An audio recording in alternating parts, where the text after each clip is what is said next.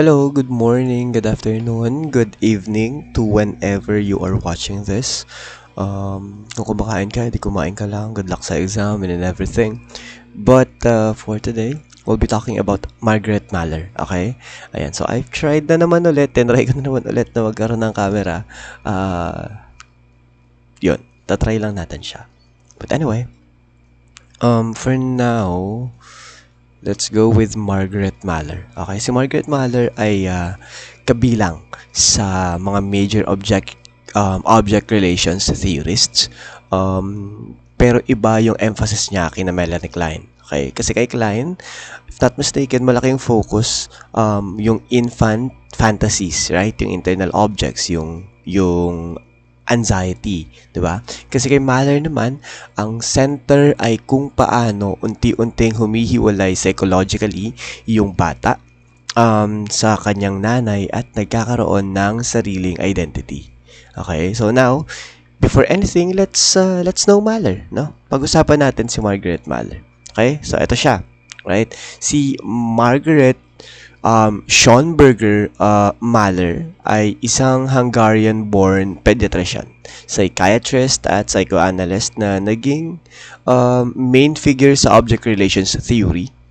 Yung center ng kanyang work ay hindi lang attachment or relation, no, ng bata at ng nanay. Okay? Kundi yung mismong question na parang paano nagiging isang hiwalay at may sariling identity na tao yung isang sanggol na dati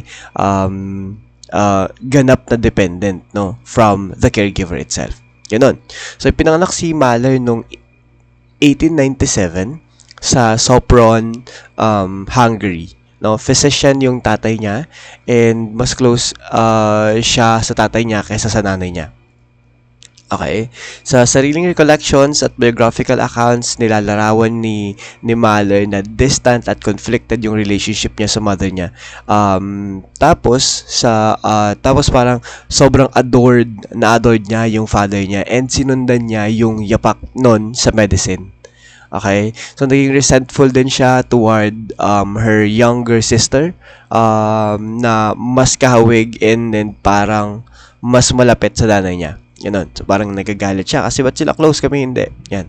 So, ito yung isa sa mga parang important connection, no? Kasi lumaki si Mahler na personal na nakaranas ng tanong tungkol sa maternal acceptance, emotional distance, identity, and belonging, no? Ganun lang siya. Pero hindi enough na sabihin natin na hindi siya minahal ng nanay niya kaya gumawa siya ng theory. Hindi ganun, no? Katulad ng pagiging bading ni sino ba ang bading ulit? Nakalimutan ko. Ni Kohot ata si Kohot or si Sullivan, no? Hindi dahil bading si Sullivan ay ganito, ay ganyan, okay? Hindi enough 'yon kasi masyadong simplistic 'yon. Okay, mas maingat na sabihin na parang pwedeng nagbigay ang early relationship niya ng personal significance na sa mga taong parang kalaunan ay systematic na pinag-aralan 'yon. Ganoon lang, okay? Eventually, at 16, umalis siya sa hometown nila para mag-aral. Pumasok siya sa medicine nung panahong hindi pa ordinary career yon para sa babae. Okay? Naranasan niya yung anti-Semitism, no? Habang nag-aaral sa Germany, bago niya natagpuan or bago niya natapos yung medical degree sa University of Jena noong 1922. Okay?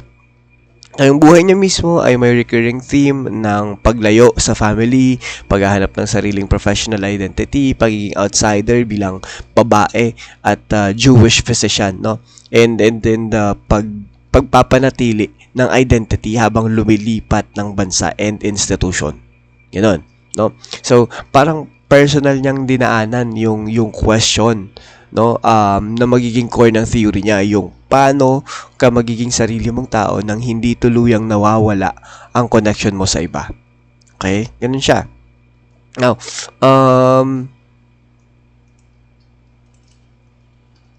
wait lang. Parang nakakahiya yung camera. Parang dapat yata.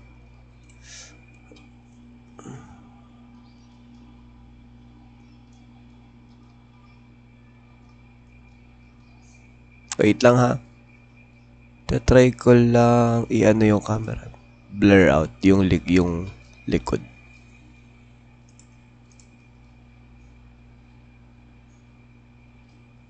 Pwede ba yun?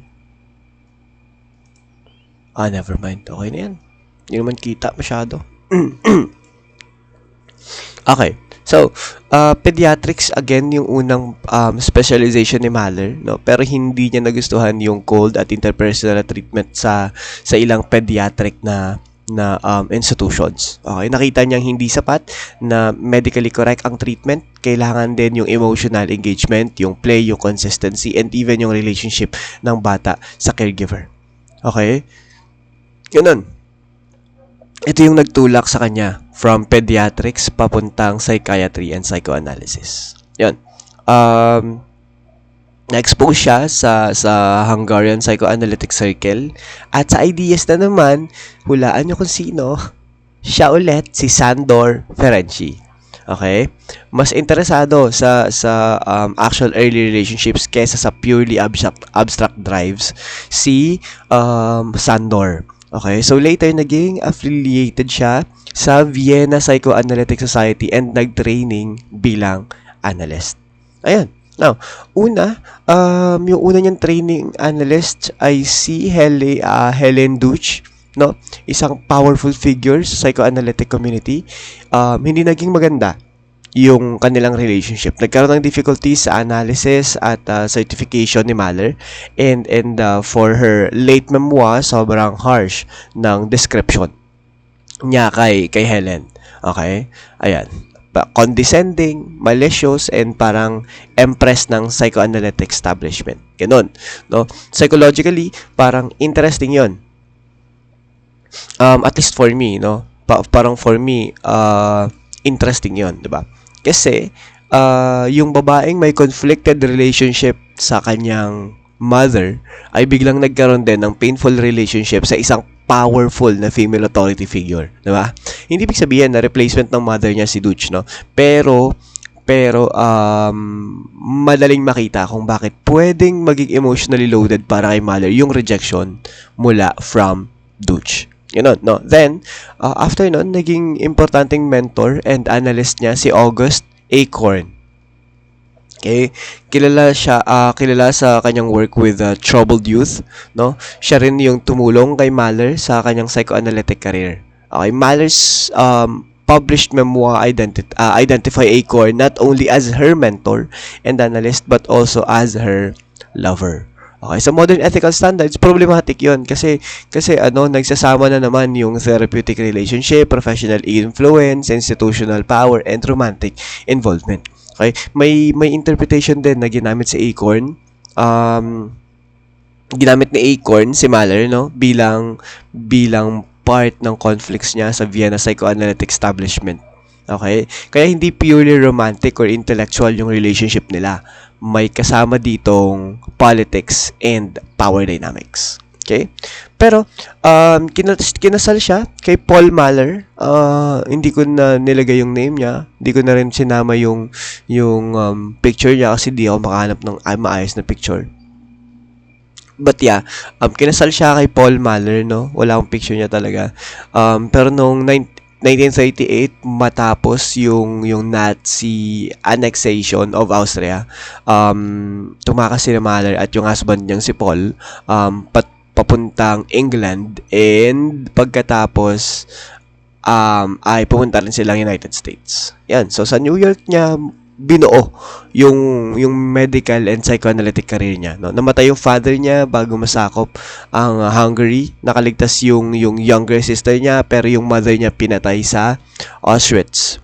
Yan. Again, hindi natin pwedeng sabihin na directly ginawa, no? Na parang ginawa ng Holocaust loss ang theory niya, pero super lapit nung personal experiences niya dun sa mga themes na meron siya inside the theory, like separation, permanent loss, internal representation, emotional availability, no? And yung pagpapanatili ng connection sa isang taong physically absent. Kaya again, hindi natin talaga pwedeng sabihin na dahil dito naging ganito si Mahler. It's just that unlike Freud kasi, na sinabi mismo ni Freud sa theory niya na ganito, na ganyan, sa mga autobiographies niya na ginawa niya to because of this, because of that. Si Mahler wala. Hindi niya nasabi. Kaya hindi natin pwedeng i-assume. Pwede lang isipin na, okay, may connection sa ganito, malaki yung connection sa ganito, pero hindi directly causative, no? Hindi causal, hindi dahil ganito, may ganito na siya. Okay? Ayun lang. Now, nakalimutan ko kung kailan siya namatay. Check ko lang.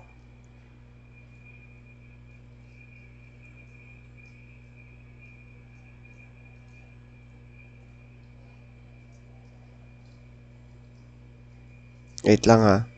Double check lang natin. Okay, namatay si Mahler nung...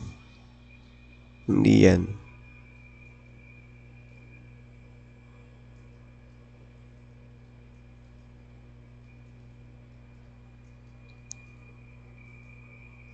October 2, 1985. Okay, at the age of 88 sa New York City from complications following surgery.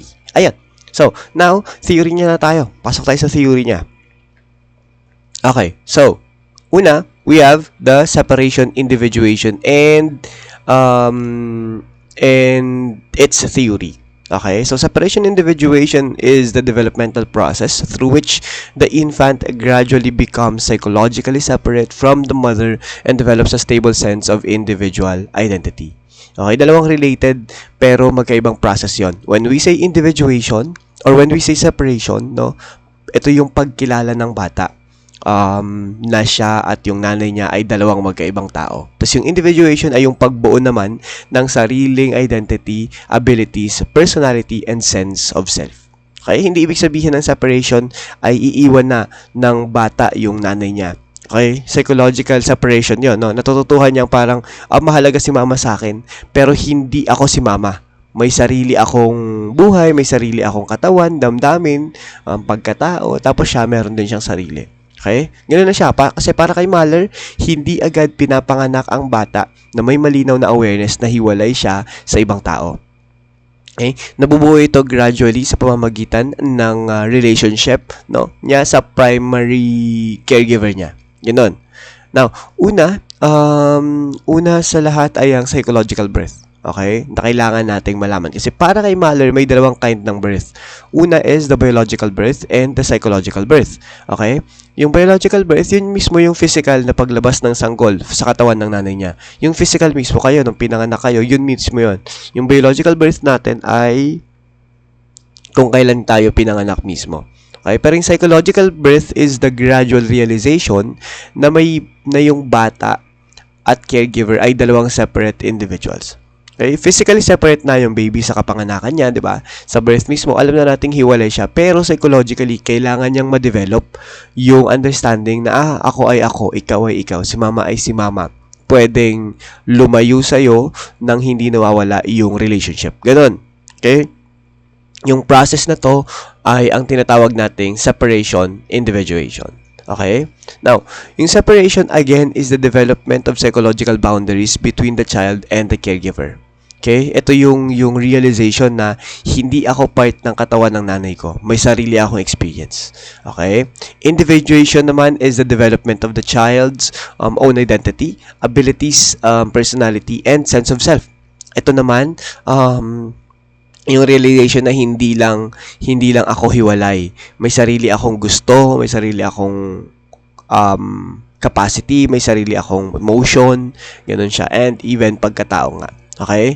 Ang point is, magkasabay silang nangyayari, pero hindi sila identical.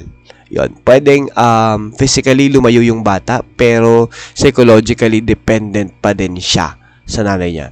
No, pwedeng may sariling preferences yung bata, pero nangangailangan pa rin ng emotional assurance. Yan yung idea ng separation individuation theory. Doon umiikot yun. Sa separation, individuation, psychological birth, and biological birth. Okay?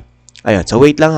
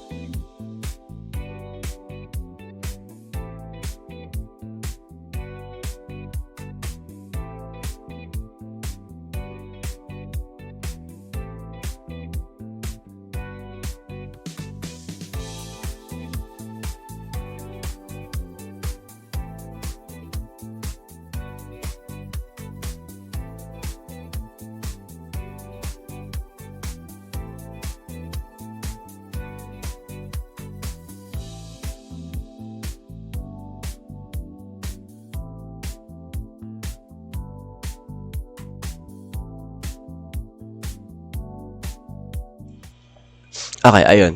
Hello, welcome back.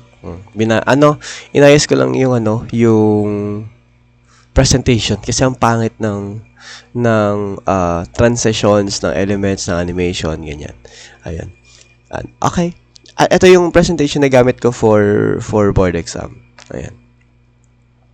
Anyway, yun yung idea ng separation individuation theory. Mas madali actually, mas maikli ito compared sa ibang other theories. Okay? Now, proceed tayo sa mismong stages of development niya. Okay? Ayan. Now, dito tayo sa parang developmental phases na meron si Margaret Mahler. Ito kasi yung parang pinaka-importante sa lahat. Okay? So, una, we have the normal autistic phase. Okay? Approximate age nito ay birth to around 1 month. Okay? Kasi para kay Mahler, yung newborn ay focused muna sa hunger, sa sleep, body retention, and relief, no? Hindi pa raw kasi malinaw yung awareness niya sa external world.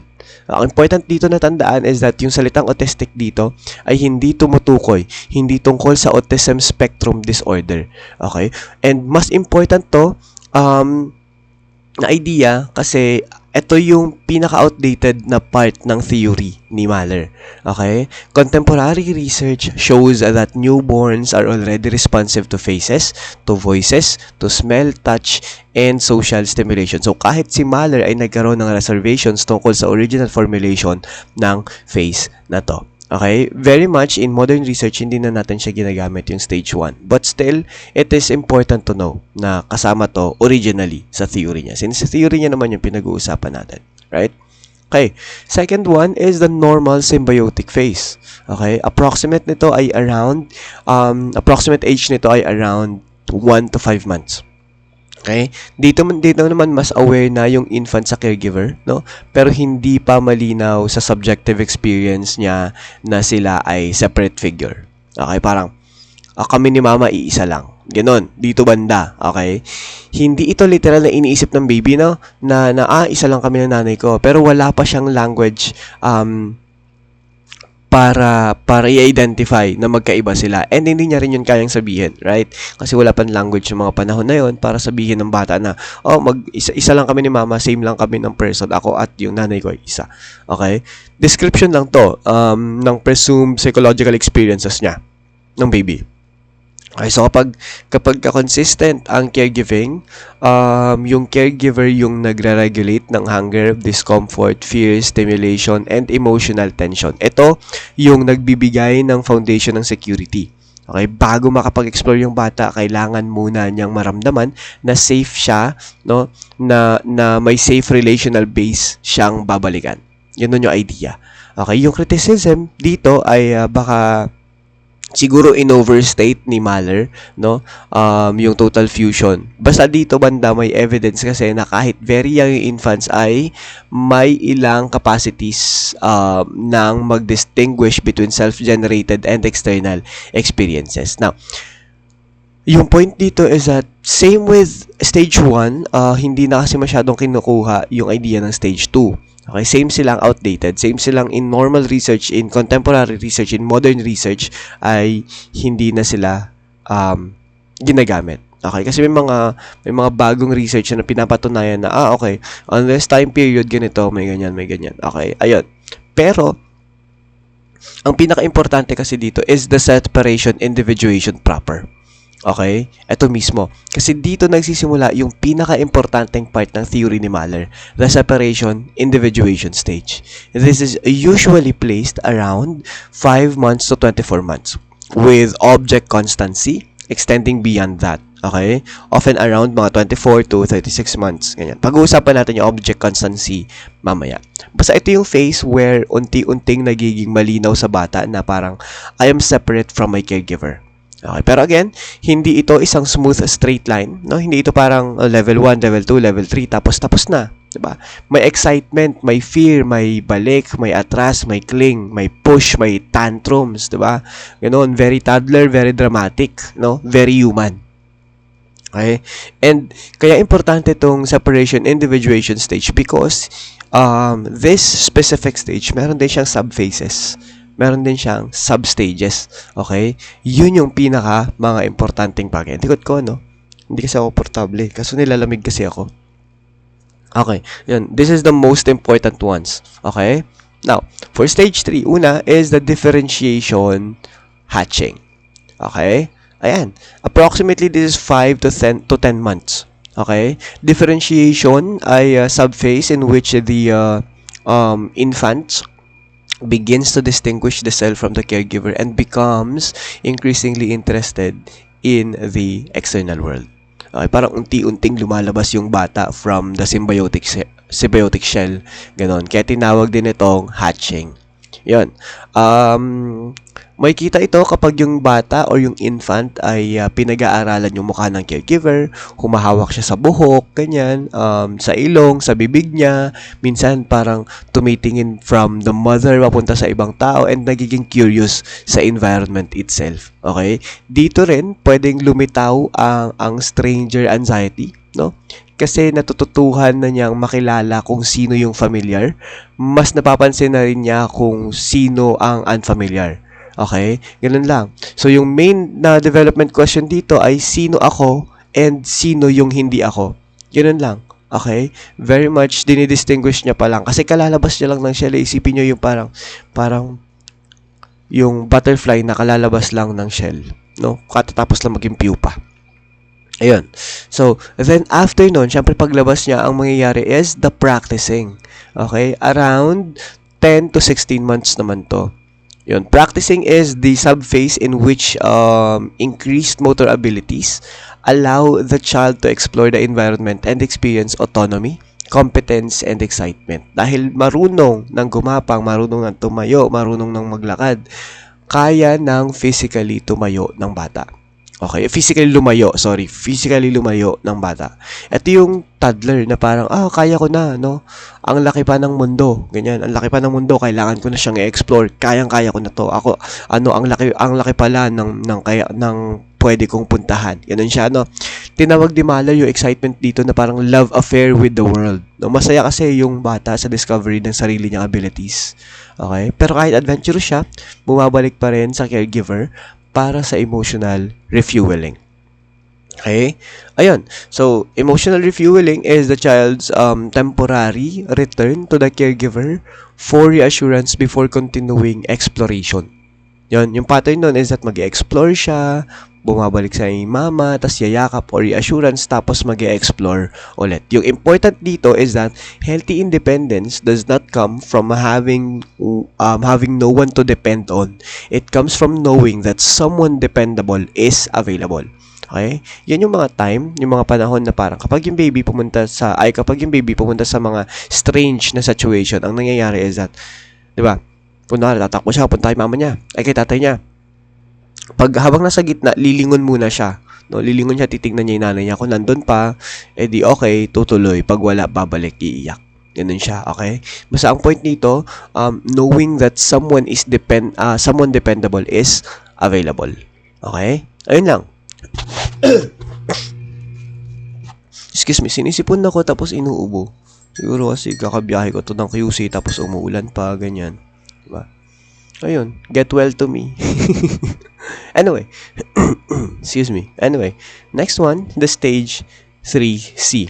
Okay, third is the rapprochement. Okay, rapprochement, dito yung child na realizes separation exciting, pero scary din.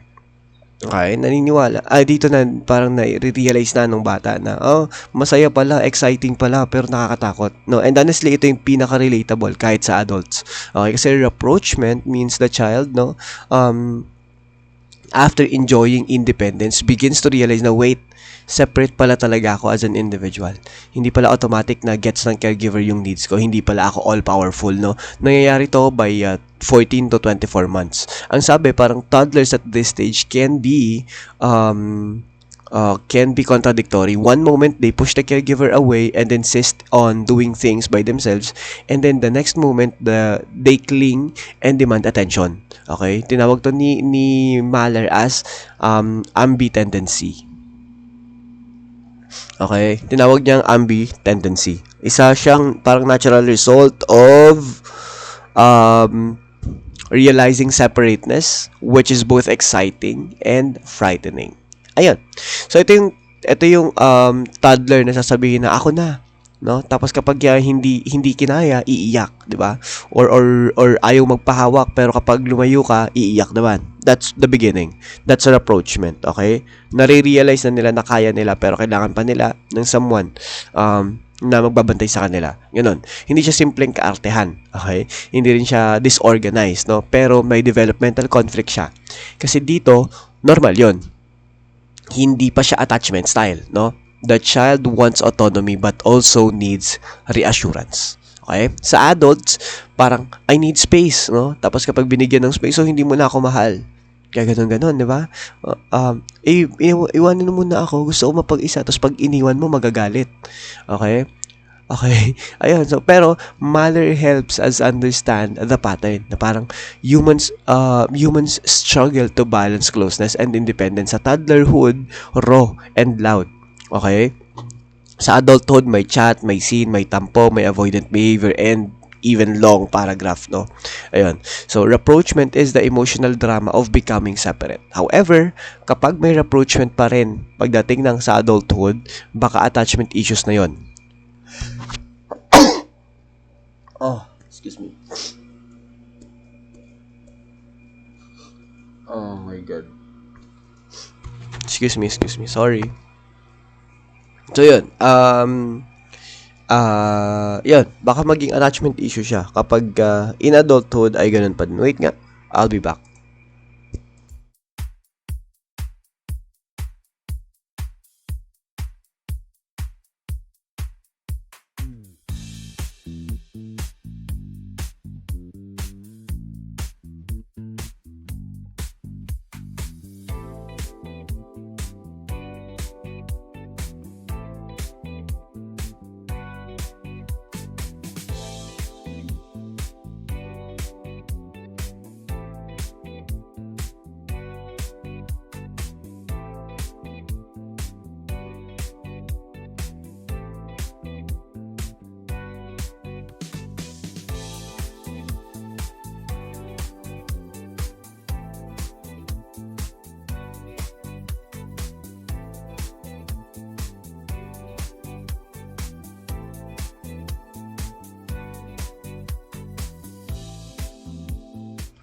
Okay. Hindi na tuloy yung dalawang hatching ko. Nakakainis. So, uminom na lang akong water. Ayun. So, saan ba tayo? Again, yun. Yung rapprochement kasi guys, ano yan siya? Parang kapag ka nasa adulthood tapos may rapprochement pa rin, pwedeng baka attachment issues na yon. Okay? Kasi baka sabihin nyo sa jowa nyo na parang, hindi ako magulo, nasa rapproachment stage lang ako. Mali yun ha. Within rapproachment, may tinatawag na rapproachment crisis. Okay? Kaya hindi siya pwedeng maging pangmatanda. Pangbata lang talaga yung rapproachment. Okay? Okay. So, ayun. Ito yung crisis, no? Within rapproachment, may tinatawag tayong rapproachment crisis. Dito mas intense yung conflict, no? Yung bata mismo gusto niya maging independent, okay? The child wants to be independent, pero nararamdaman niya yung limitations niya, no? Gusto niyang gawin lahat, ba? Pero hindi pa kaya. Gusto niyang lumayo, pero takot maiwan, no? Gusto niyang maging big kid, di ba? Pero kailangan pa rin ng comfort, okay? Yung crisis ay ang point where the child recognizes limitations versus the desire to be all-powerful and all-sufficient. Okay? Yun lang. The child becomes torn between emotional closeness and independence. Sa stage na to, yung mga temper tantrums and helplessness, increasing the need for caregiver emotional availability. So, kapag toddler, nag-tantrum, hindi ibig sabihin spoiled. Minsan, it is the frustration plus immature regulation plus autonomy struggle. Of course, kailangan pa rin ng limits, di ba? Pero, iba yung firm and calm, no? Sa shaming and rejecting. Example, yung bata gusto magsuot ng shoes mag-isa, no? Hindi niya kaya. So, naiinis siya. So, magta-tantrum siya. Ganon. Kapag sinabi ng caregiver na, ang arte mo naman. So the child feels shame. Okay? Pwedeng maramdaman niya na nakakahiya. Pero pag sinabi na, you want to try? Sige, try natin. Then I'll help you if you need. The child feels supported. 'Di ba? Doon nagsa-start yun eh. Okay? Kapag may tao struggling to be independent, kailangan niya minsan ng support na hindi nang i-invalidate. Okay? Hindi yung kaya mo yan, huwag ka na umarte, no? Mas helpful kasi sa pakinggan or mas supporting pakinggan yung idea na, try mo, nandito lang ako, 'di ba? That is emotional availability. Okay? And lastly, we have the solution. Okay? Yan. Dito, the child begins to find a healthier middle ground. Okay? Ano to, hindi na sobrang kapit all the time, no? Hindi rin sobrang push away. There is growing, no? Growing ability para sabihin na kung ano yung mga kailangan nila, no? But tolerate small separations and accept some limits. Language matters here. Kapag may words na ang bata, mas kaya niyang sabihin na, help me, or mine, 'di ba? Or no, mommy again, scared, ganoon, 'di ba? Hindi pa siya perfect, no? Hindi grammatically correct na mga words, no, na kailangan nating i-correct by time, pero at least, right? Pero at least parang nabibigyan niya ng shape yung feelings. Okay? Parang kapag walang words, feelings come out through crying, 'di ba? Tantrums, grabbing or pushing. Kapag may words, slowly nagkakaroon ng regulation. Parang wala, hindi na masyadong aggressive yung isang bata. Ito yung reason kung bakit toddler development is so intense. Okay, ang hirap-hirap ng pediatrics. Ayaw na ayaw ko sa child development. Nung fresh grad kami, before ko kinuha tong yung work na to, may mga offer naman na kumuha ako ng child development, ganyan, child therapist, ganyan. Pero kasi ako as a person, hindi ko siya kaya. Sobrang, habang pinag-aaralan ko yung developmental psychology, na-realize ko na, shit, ang lala ng child development, no, ng pediatrics. So parang, ayoko, hindi ko siya gagawin. No, kasi the child, yung bata kasi yan, meron yan siyang big feelings, pero small language. Kaya ang hirap nilang intindihin.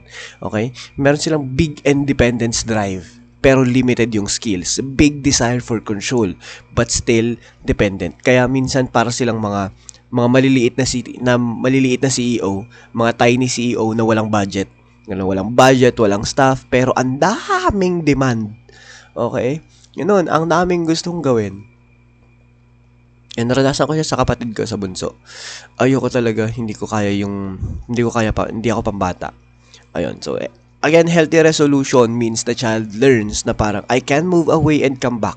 Pwede akong humingi ng tulong without losing myself. Okay, I can be separated without being abandoned. That is a big emotional achievement. That is the solution in rapprochement. Okay? Aside sa rapprochement, meron pa. Okay? Ang fourth is the object constancy. Yan. Dito, yung bata, nade-develop na niya yung stable internal image of the caregiver. Excuse me. Okay? That is a huge achievement. Object constancy means the child can now hold a stable inner image of the caregiver when the caregiver is not physically present. Hindi literal image yun, it is an emotional memory. Okay? The child begins to feel na kahit wala si mommy dito, she still exists. She still loves me. She will come back. Ganon. Around the second birthday, yung mga bata mismo become more comfortable with separation because they begin to understand that the caregiver still exists even when out of sight and babalik siya. So this allows the child, no, to tolerate absence without excessive distress and accept comfort from other trusted people. Okay, object constancy marks the development of an internalized mental model of the caregiver that supports the child even during physical separation. It also connects this with individuality, self-concept, and self-confidence. So for secure relationship, kapag hindi nag-reply for 20 minutes, hindi siya agad parang ayaw na niya sa akin. No? May internal stability ka na as a person kung na-achieve mo tong object constancy. Okay? Pero kapag weak yung object constancy mo or wala kang object constancy or even worse, unstable yung internal model, absence can feel like abandonment. Okay? Kaya emotionally, object constancy is a foundation. Okay? It's a foundation for tolerating distance without falling apart. Okay? This is a major board exam trap. Okay? Madalas tong gamitin. Okay? Bibigyan ko na kagad kayo. Magkaiba ang object constancy and ang object permanence ni Jean Piaget. Naalala siya? Okay? Object permanence is Piaget. It is the understanding that objects continue to exist even when they cannot be seen, heard, or touched. It is studied by watching whether an infant searches for a hidden object. Object constancy is Mahler. Okay? It means the child can hold a stable internal emotional image of the caregiver even when the caregiver is absent. Ganun lang. Kunwari, kay Piaget, yung nakatagong toy, yung nakatagong laruan, nag-i-exist pa din yan. Okay? That is object permanence. Pero yung kay Mahler, yung absent caregiver still emotionally exist. Okay? Kung yung question ay tungkol sa bata na naghahanap ng toy hidden under a blanket, then that is Piaget.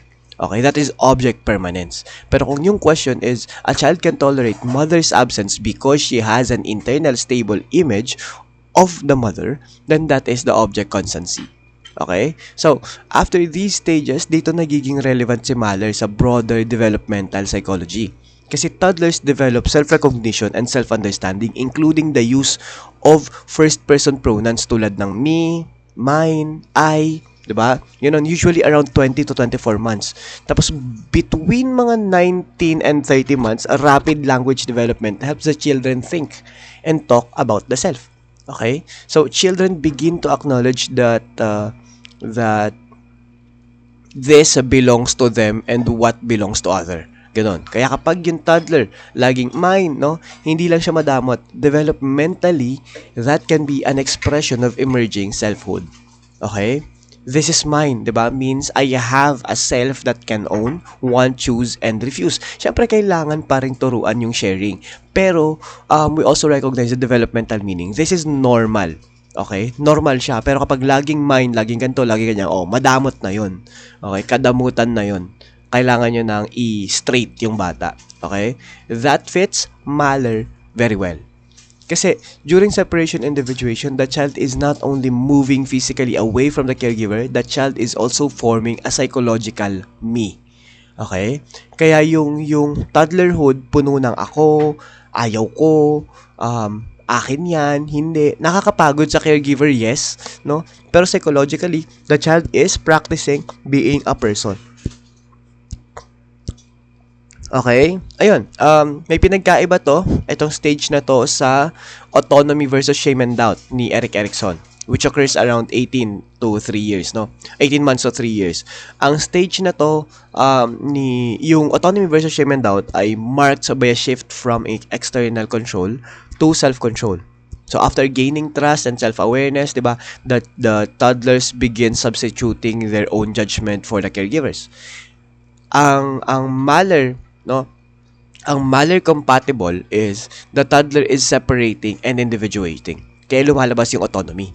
To adults, minsan, mukhang stubbornness, no? Mukhang kakulitan. Pero developmentally, it can be the child testing na, may control ba ako dito? No? May will ba ako? May sarili ba akong decision? Negativism or saying no, no? For the sake of resting or resisting authority is common and may be part of testing individuality and control. Importantly, caregivers who see self-will as a normal, healthy striving for independence, not simply stubbornness, can help children learn self-control and competence while avoiding excessive conflict. Okay? So, autonomy needs limits, pero hindi humiliation. Kapag laging pinapahiya yung bata na parang, ang kulit mo, wala ka namang alam. Ang kulit-kulit mo naman, lagi ka na lang ganyan, di ba? Pwedeng magkaroon ng shame and doubt. Pero kapag guided siya, parang, try mo muna, tutulungan kita kapag kailangan, no? Natututo siya ng competence. That is how independence grows. That's the idea of Mahler, okay? Magkaiba sila in some way with tawag dito, with Erik Erikson. Okay, ibang-iba si Erik Erikson and si Margaret Mahler. Okay? So, yun. Pero ang point is, related silang dalawa, no? Kasi parang after separation individuation stage, natututunan din ng bata ay napupunta din siya dun sa stage ng autonomy versus shame and doubt. Okay? Ayun. Now, I want you to remember na hindi lahat ng bata same ang timeline. Same yung intensity or same yung style. Minsan, kapag nag-aaral tayo ng stages, nagiging parang fixed calendar siya eh. Parang iniisip natin na, 5 months ganito, 10 months ganito, 18 months, ganito na yun siya. No? Pero sa actual development, hindi siya ganun ka-robotic, no? Hindi ganun ka-systematic yung development ng isang bata. Hindi niya fina-follow yun madalas. Okay? Hindi sila nakaschedule na parang, today I will begin rapprochement at exactly 14 months. Hindi.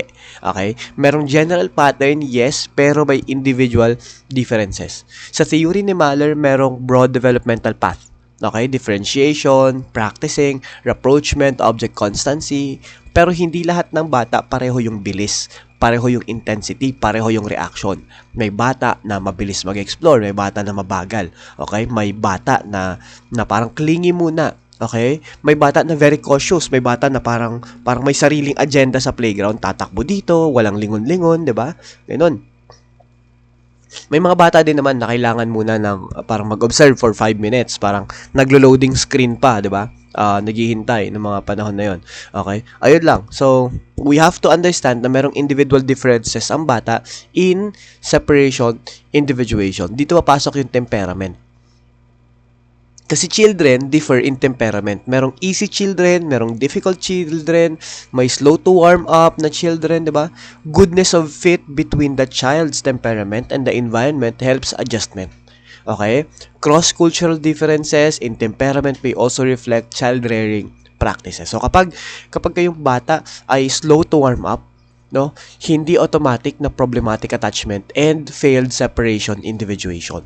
Baka cautious lang yung temperament niya, 'di ba? Kung yung caregiver marunong magbigay ng time, ng warmth, ng support, mas okay yung adjustment ng bata. Pero kung yung caregiver impatient, baka lalong maging anxious din yung bata itself. Okay? Additional part is the disruption.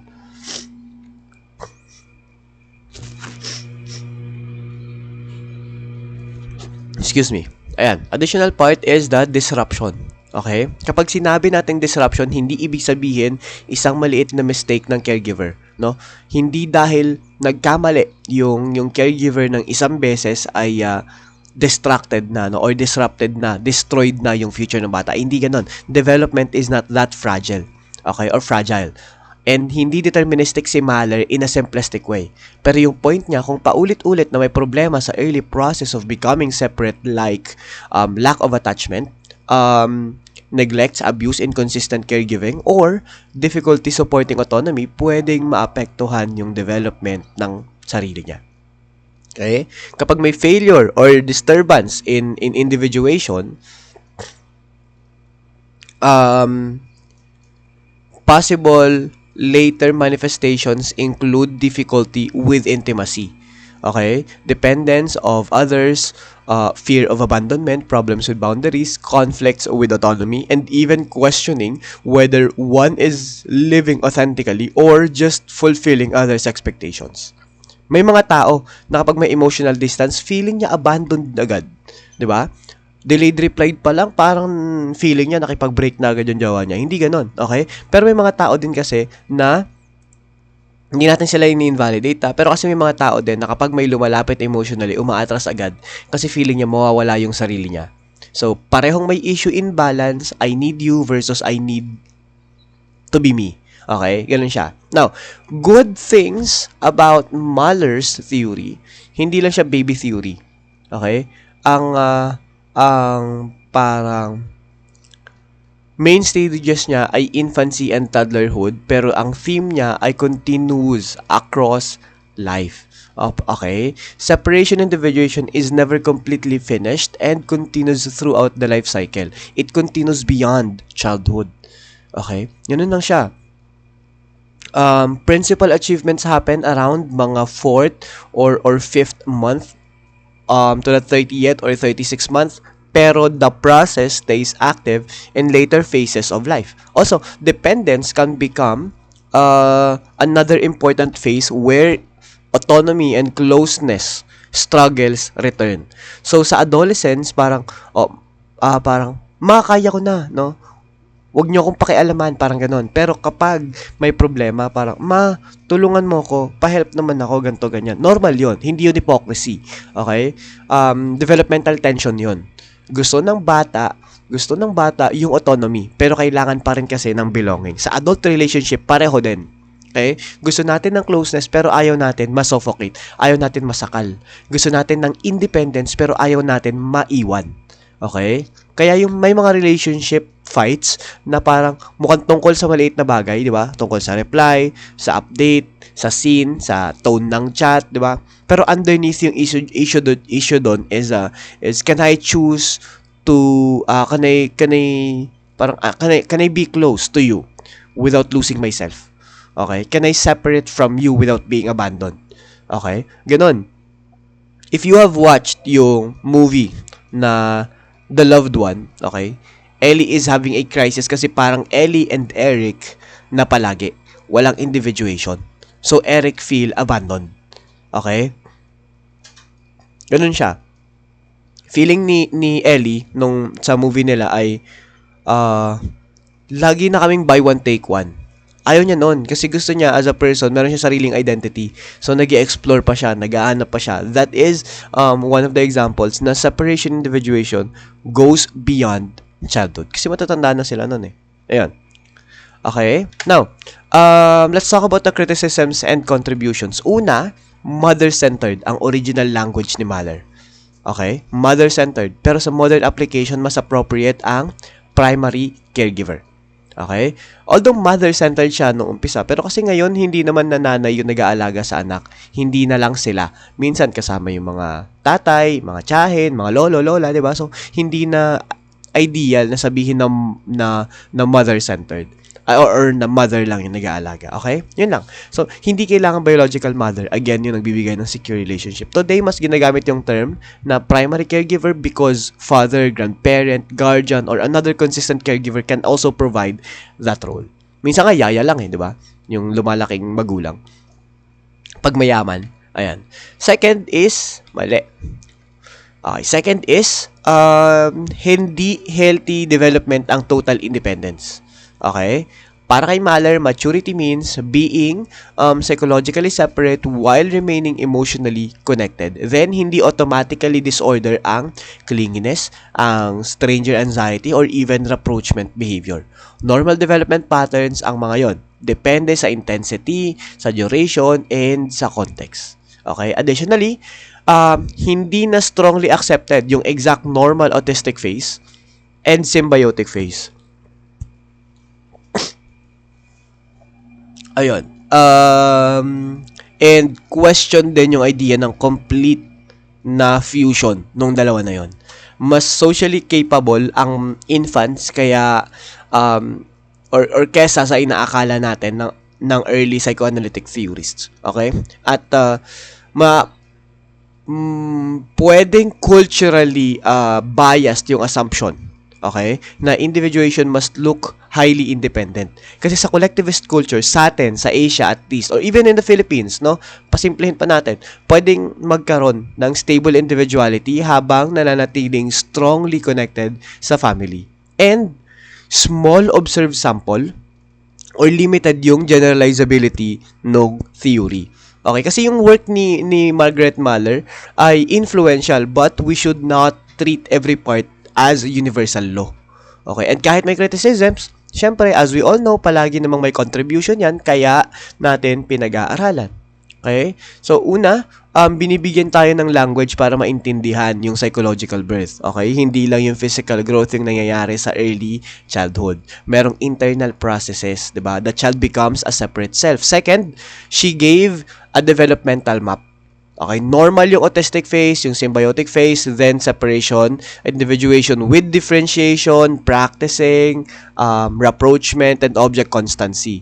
Okay, so kahit criticized yung early phases, the later stages remain useful because they describe things caregiver really observe, no? Baby checking back, toddler exploring, toddler clinging and pushing away, and eventually tolerating separation better. Ganun lang. Alright, binigyan niya tayo ng mapa, binigyan niya tayo ng steps, no, ng hagdan para malaman natin kung ano talaga yung nangyayari sa isip ng bata. Okay, third, siya emphasize na yung independence ay hindi nanggagaling sa abandonment. It grows from a caregiver relationship that gives security. This connection, no, is nicely being put down papunta sa attachment theory ni John Bowlby and sa separation ay sa strange situation ni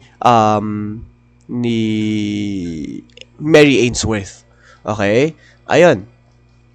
Pang-apat, it also helps us understand adult patterns. Okay? Kasi separation individuation is tied to later autonomy, identity, and interpersonal dynamics. Okay? Very much yung successful navigation supports secure relationship and a strong sense of self. Disruption may relate to boundary, dependence, and intimacy issues. Okay? Ayun lang. So that's very much Margaret Mahler. We've talked about Margaret Mahler for today. And yun lang, very much eto na yung mismong theory niya. Ang ikli lang, no, kasi parang supporting detail lang siya ng object relations theory. Pero kasi it is a theory in standalone. Kaya kailangan natin siyang pag-usapan separately, differently. Okay? Ayun. So, with that, if you have any questions, then write it down. Isama nyo yun sa mga questions yun ng mga nauna para at least pwede nyong itanong sa akin. I-PM nyo na lang ako. Oo, para masagot ko na lang din on my end. Thank you so much and you have a great day. Bye!